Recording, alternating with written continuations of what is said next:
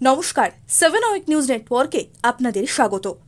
নির্বাচন কমিশনের তরফে প্রকাশ করা খসড়া তালিকা ঘিরে বিতর্ক অব্যাহত। এবার খসড়া তালিকায় বিভ্রাটের ঘটনা খড়দহে। সূত্রে খবর, খড়দহের বন্দিপুর পঞ্চায়েতের অন্তর্গত বলাগড়ের বাসিন্দা আমিনা বেগম যথাযথভাবে এসআইআর ফর্ম পূরণ করে সংশ্লিষ্ট বিএলওর কাছে জমা করেছিলেন। 2002 সালে তার নাম না থাকলেও তার বাবার নাম ছিল, আর তাই কমিশনে ধার্য করা নিয়ম মতো বাবার নাম দিয়েই এনুমারেশন ফর্ম পূরণ করেন তিনি।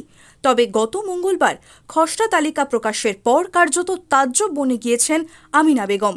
তালিকা বলছে তার এসআইআর ফর্ম সংগ্রহ করা যায়নি, কারণ তাকে নাকি খুঁজেই পাওয়া যায়নি।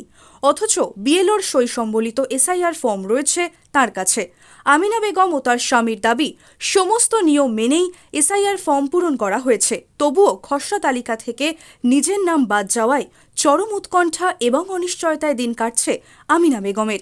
অন্যদিকে এ বেনিয়মের অভিযোগ প্রকাশ্যে আসতেই শুরু হয়ে গিয়েছে রাজনৈতিক তরজা। আমিনা বেগমের পাশে থাকার আশ্বাস দিয়ে বন্দিপুর পঞ্চায়েতের উপপ্রধান প্রসেনজিৎ সাহা কি জানালেন, শুনব। নিশ্চয়ই তার এখানে কোনো চক্রান্ত আছে। এই চক্রান্ত করে ভোটের নাম বাদ দেওয়া যাবে না। আমরা তার পরিবারের পাশে আছি, আমাদের মুখ্যমন্ত্রী পাশে। হ্যাঁ, আমি বললাম আমাদের মুখ্যমন্ত্রী আপনার পাশে আছে, অভিষেক বন্দ্যোপাধ্যায় পাশে আছে। শোভনদেবও সাথে আমার কথা হয়েছে, আমাদের এমএলএ লোকাল বিধায়ক। তিনি বলেছে তার বাড়ি ফ্যামিলি পাশে দাঁড়াতে, যাতে ভোটের নামটা কি করে তোলা যায়। আমাদের জেলা প্রেসিডেন্টও এক কথা, যে বৈধ ভোটার নাম বাদ গেলে তার যত তার নাম না উঠবে, যা সাহায্য করা আমরা করবো দল থেকে।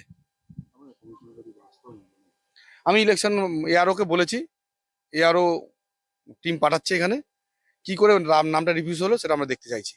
খড়দহ থেকে রাজা দে, 7 উইক নিউজ নেটওয়ার্ক। জয় হিন্দ।